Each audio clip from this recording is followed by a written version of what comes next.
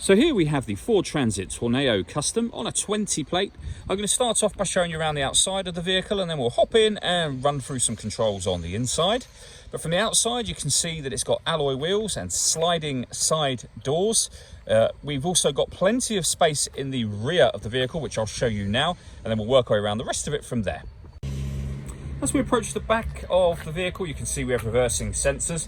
Given that this is a 9-seater vehicle, you can see there is loads of rear boot space here as well. Okay, so we're just going to work our way back round to the front of the vehicle, and then we'll hop in and run through some controls. I've opened the sliding side door on this side so that you can see the 6 rear seats, which you can configure in different ways, but as you can see, loads of room in there. Now that we've done a full circle, you can see that it's in fantastic condition the whole way round. Just briefly before we climb in, I think it's what we're seeing the interior from this exterior point of view. There's plenty to run through on the dashboard, so let's hop in and we'll do that right now. Okay, now that we're on the inside, we're going to start with the dials. On the left-hand side, we have the rev counter, and on the right-hand side, the speedometer. At the bottom in the middle, we have the fuel gauge and coolant temperature gauges, and above that, the trip computer section, which includes the total miles of 6,525. We've also got the digital readout for the speedometer being displayed there.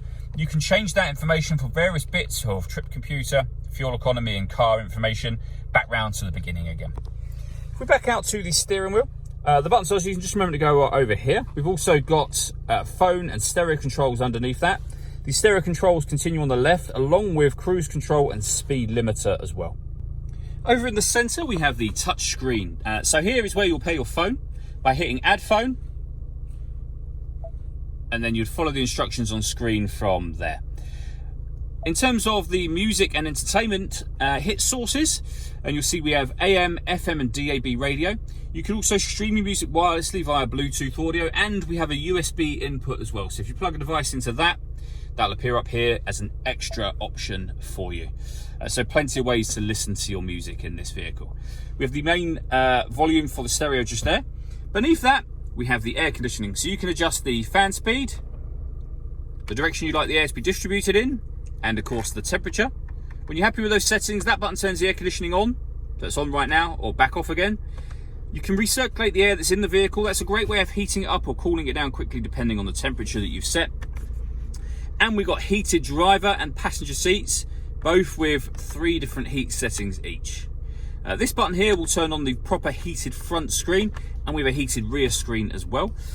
To the left-hand side of that, we have a 12-volt charging socket and the USB input that I mentioned a moment ago, and then a 6-speed manual gearbox. All that leaves me to say is thank you for taking the time to watch this video. If you'd like to come and see the vehicle for yourself and have a test drive, please feel free to call any of our MJA sites. We'd love to hear from you soon.